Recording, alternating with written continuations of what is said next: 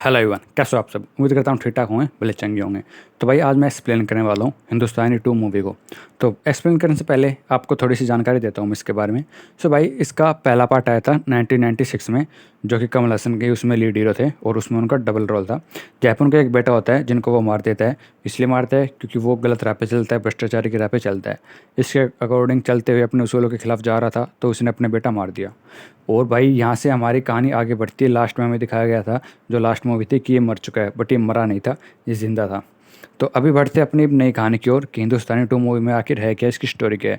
तो भाई मेरा मोटिव ये रहेगा कि कम से कम आपका समय लूँ और ज़्यादा से ज़्यादा कंटेंट, जितनी भी स्टोरी है आपको साथ प्रोवाइड करूँ, आपके साथ शेयर करूँ, जिससे आपका भी कम टाइम लगे और आपको सारा कंटेंट भी मिल जाए। तो चलिए शुरू करते हैं। कहानी की शुरुआत में पहले दिखाया जाता है भैया एक लड़का जिसका नाम होता है चित्रा, जिसके कुछ साथी भी होते हैं, कलीग्स होते हैं, जो उसके साथ उसके एजेंसी, उसके ऑफिस में काम करते हैं। उनका काम क्या होता है भैया? उनका काम होता है एक यूट्यूब चैनल क्रिएट करना। एक चैनल होता है उनका, एनिमे का चैनल, जिस पे वो वीडियोस डालते हैं। किस टाइप की वीडियोस भैया? जैसे हम आजकल देख रहे हैं, जो आज के दौर में भी चल रहा है, जो टेक्नोलॉजी आई है उसका यूज़ करते हुए, जैसे कोई भी हमारे सोसाइटी में कुछ भी होता है, कोई भी लफड़ा होता है जो जिसके खिलाफ हमें आवाज़ उठानी चाहिए, तो उसको एक एनिमे के तरीके से प्रेजेंट करना लोगों के सामने, लोगों तक उन चीज़ों को पहुँचाना, जिससे कि उनके अंदर का जो भी इंसान होता है वो जगे और वो सपोर्ट करे, इस टाइप का। अभी बताता हूँ। तो हमें दिखाया जाता है कि वो लड़का अपने दोस्त को छोड़ने के लिए जाता है उसके कॉलेज में, और जहाँ पे वो देखता है कि एक लड़की होती है वो छत से कूद जाती है। ऐसा क्यों होता है? तो वो उसके भाई से पूछता है, तभी उसका भाई आता है देखते हुए अपनी बहन को कि मेरी बहन गिर गई। तो उसे पूछता है कि ऐसा हुआ क्यों है। जहाँ पे वो लड़का उसे बताता है कि ये जो आदमी खड़ा है, ये जो टीचर है, इसने रिश्वत ली थी मेरी बहन से एग्ज़ाम पास कराने के लिए। एग्ज़ाम पे नाम पे इसने 8 लाख रुपए की ठगी करना चाहता था ये हमसे। फिर भी मेरी बहन ने कुछ नहीं कहा, इसने 6 लाख रुपए का अरेंजमेंट किया कहीं से भी। हमारी माँ के जो जेवर थे वो गिरवी रख के हमने 6 लाख का अरेंजमेंट किया। इसके अलावा हमारे पास कुछ था नहीं देने के लिए। हमने इनको कहा कि 6 लाख है, जब मेरी बहन नौकरी लग जाएगी तो सबसे पहले आपका कर्ज चुका देगी धीरे धीरे करके। लेकिन इसने नहीं माना, ये बोला 8 लाख ही मुझे चाहिए, नहीं तो तुम एग्ज़ाम को भूल जाओ। और इसी दुख के चलते हुए मेरी बहन, और ऊपर से उसके बाद मेरी बहन के ऊपर ही इन्होंने फेक मार्कशीट का केस लगा दिया। ये साबित कर दिया कि मेरी बहन फेक मार्कशीट लेके आई है एग्ज़ाम देने के लिए, और उसी को इस जेल के अंदर डालने वाले थे। और ये गम मेरी बहन सह नहीं पाई। इस अब ये चीज़ पता लगने के बाद जो चित्र होता है भाई, वो एक उसूल वाला आदमी होता है। वो लड़का नहीं चाहता किसी की भी बुराई, और जैसे कि मैंने बताया उनका प्रोफेशन यही होता है कि एक मुद्दे को उठा के लोगों के सामने प्रेजेंट करना। तो भाई वो बैठ जाता है वहीं पे, पुलिस से कहता है कि उस टीचर को अरेस्ट करो, नहीं तो हम यहाँ से नहीं जाएंगे। जहाँ पे पूरा कॉलेज उनकी सपोर्ट में होता है। जहाँ पे इंस्पेक्टर कहता है कि मैं तब तक उसको अरेस्ट नहीं कर सकता जब तक कि ये लड़की खुद होश में आके उसके खिलाफ गवाही ना दे, क्योंकि ऐसे ही शक की बुनियाद पर मैं किसी को भी अरेस्ट नहीं करने वाला हूँ। फिर वो उसको लेके वहाँ से चले जाते हैं। अब भाई नेक्स्ट सीन में दिखाया जाता है कि वो जो लड़की होती है जो छत से गिरी थी, वो हॉस्पिटल में एडमिट होती है, और जहाँ पे उसको मृत घोषित कर दिया जाता है। अब उसके घर वालों के साइन ले रहे होते हैं हॉस्पिटल वाले, बट वहाँ पे चित्रा आ जाता है अपनी टीम के साथ और कहता है कि ऐसा नहीं होगा। इसके बाद वो वहीं पे ही धरना डाल देते हैं अपनी टीम के साथ, और साथ ही जितने भी वहाँ पे लोग होते हैं वो भी उसके सपोर्ट के लिए आ जाते हैं। अब सपोर्ट में आने के बाद फिर वहाँ पे पुलिस इंस्पेक्टर आते हैं। वो कहते हैं क्या लगा रखा है तुम लोगों ने, तुम क्यों डेड बॉडी को ले जाने दे रहे हो उसके फैमिली के द्वारा?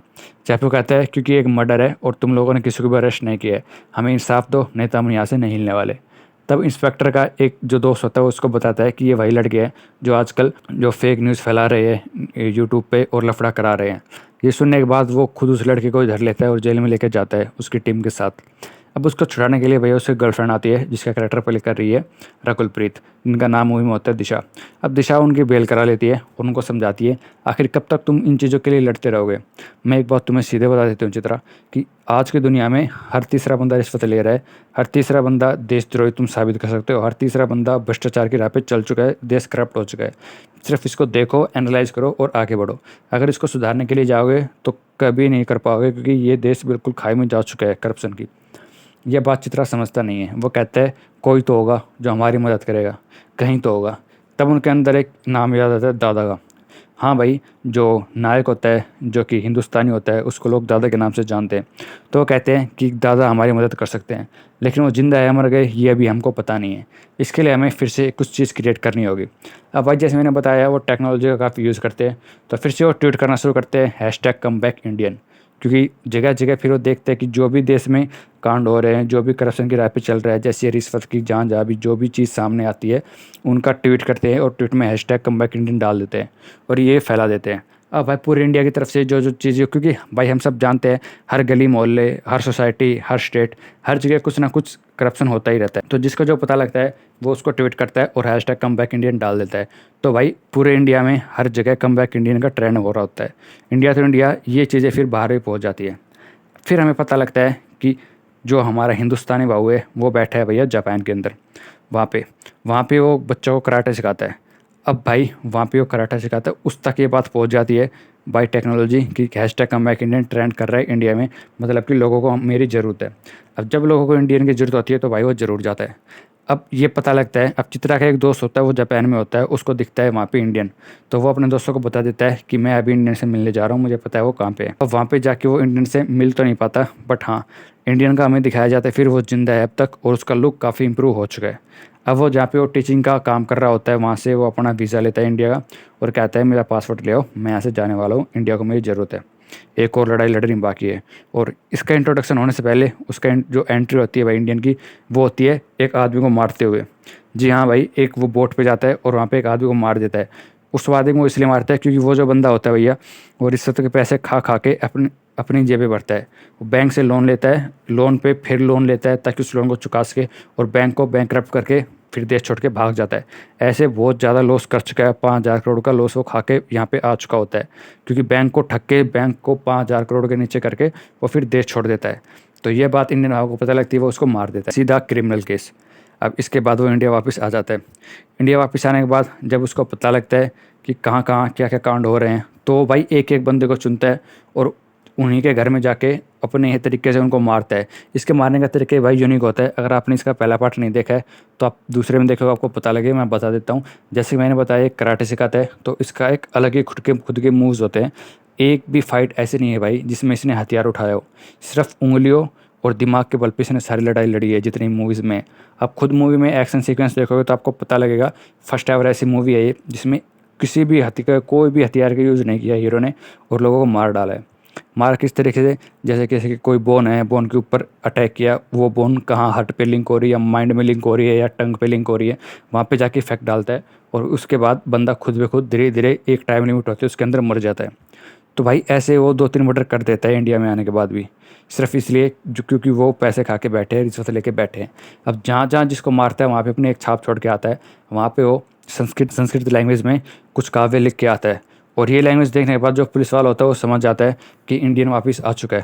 क्योंकि वो जो पुलिस वाला होता है उसके जो डैडी थे वो 1996 की मूवी में थे, जो फिर से हिंदुस्तानी को पकड़ना चाहते थे, बट अब उनकी एज हो चुकी है तो वो रिटायर हो चुके हैं। अब उनका बेटा पुलिस फोर्स में होता है, तो उसको पता था कि ये हिंदुस्तानी का काम है। अब फिर से वो कहता है कि मुझे हिंदुस्तानी के बारे में पता लगा है और मैं इसको ज़रूर पकड़ के रहूँगा, ये मेरा एक पर्सनल मिशन होने वाला। अब भाई उनको पता लगता है कि जो हिंदुस्तानी है वो इंडिया में लैंड होने वाला है। जब लैंड होने वाला होता है भैया, तभी उनको पता लग जाता है कि इस फ्लाइट से वो आएगा, और वो उसे वहाँ पे पकड़ने की कोशिश करते हैं, बट पकड़ नहीं पाते, कामयाब नहीं हो पाते, क्योंकि वो खुद उन्हीं के जाल में फंसा लेता है। अब भाई होता क्या है, अब वो लाइव आता है, सबको बताता है कि मैं आज शाम को 7 बजे फेसबुक पे लाइव आने वाला हूँ। अब लाइव आके वो सीधा सीधा बोलता है कि तुम देश को करप्शन फ्री करना चाहते हो तो एकदम से नहीं होगा, ना मेरे अकेले से होगा, हम सबको उसमें योगदान देना होगा। योगदान क्या होगा? योगदान ये होगा कि पहले हम सबको अपने ही घर के अंदर झांकना होगा कि हमारे घर में कितने करप्शन वाले हैं। हमारे माँ, हमारे भाई, हमारे बहन, हमारे बाप, इन सब के रूप में हमें कोई ना कोई मिलेगा, और पहले हमें उनको सबक सिखाना होगा, तभी हम आगे बढ़ सकते हैं। पहले अपना घर क्लियर होगा तभी हम दूसरे पे उंगली उठा सकते हैं। अब भाई ये चीज़ सुनने के बाद सब लोग उससे नफरत करने लगते हैं कि ये क्या है, ऐसा तो कुछ भी नहीं होता। फिर भाई जो चित्रा और उसकी टीम होती है वो उनको भगवान मानते हैं, तो वो ऐसा करना शुरू कर देते हैं। चित्रा अपने दोस्तों को कहता है कि तुम्हें भी ये करना चाहिए, जब उसके दोस्त कहते हैं कि तुम कैसी बात कर रहे हो, क्या तुम अपने पापा पर शक करोगे, अपने पापा की जासूसी करोगे? वो बोलता है मैं ज़रूर करूँगा, ये परखने के लिए कि मेरे पापा लॉयल है या नहीं है, ऑनेस्ट है या नहीं है। अब भाई वो अपने पापा की जासूसी करना शुरू करता है। तो स्टार्टिंग में जब वो देखता है उसके पापा इनकम टैक्स डिपार्टमेंट में होते हैं, तो उसको लगता है उसके पापा एक को पकड़ने के लिए जाते हैं, रेड मारते हैं, और वहाँ पे वो रिश्वत देने की कोशिश करता है, बट उसके पापा लेते नहीं हैं और वहाँ से चले जाते हैं। ये सब चित्रा देख रहा होता है, तो उसकी नज़रों में उसके पापा क्लीन हो जाते हैं, मेरे पापा बिल्कुल शरीफ है। वहीं दूसरी तरफ उसकी जो दोस्त होती है, एक लड़की होती है, उसकी मम्मी भाई एक पॉलिटिकल नेता होती है, तो भाई वो रिश्वत लेते हुए पकड़ी जाती है अपनी बेटी के थ्रू। उसकी बेटी उन चीज़ों को कैमरे में कैद करती है प्रूफ के तौर पर, और फिर जाके पुलिस को बता देती है। पुलिस को बताने के बाद पुलिस आती है, उसको रंगे हाथ पकड़ती है और ले जाती है। ऐसे ही उनका एक और दोस्त होता है जो अपने मामा के यहाँ रह रहा होता है। उसके मामा का बिजनेस होता है अपने खुद के होटल का। तो वो जाके कहता है कि मामा मैं आपके लिए वीडियो बनाऊंगा, आप मुझे बताओ कैसे कैसे क्या बनाते हो। तो उसके मामा बताते हैं जो बासी बूसी सब्जियां होती है, जो पहले की बनी हुई रोटियां होती है, उनका आटा होता है, उन्हीं को वो मिक्स करके दोबारा खाना बना देते हैं।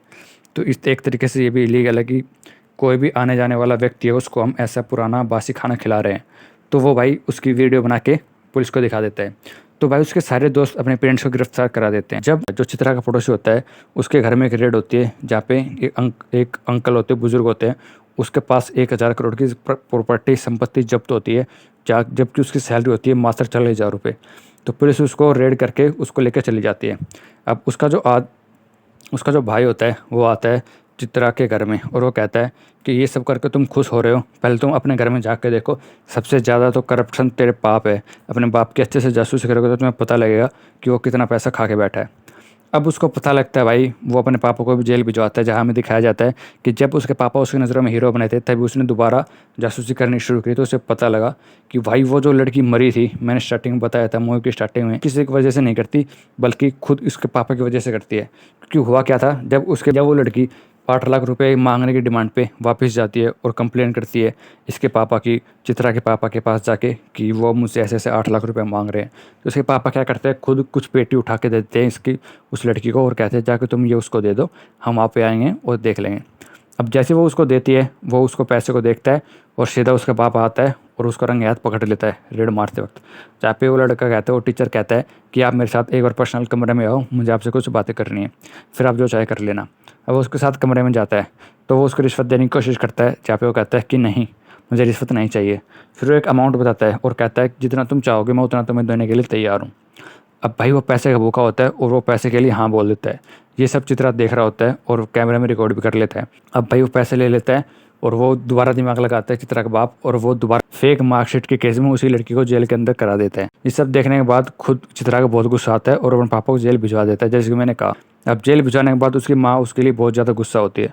माँ गुस्सा होती है और उसको अपने घर से निकाल देती है।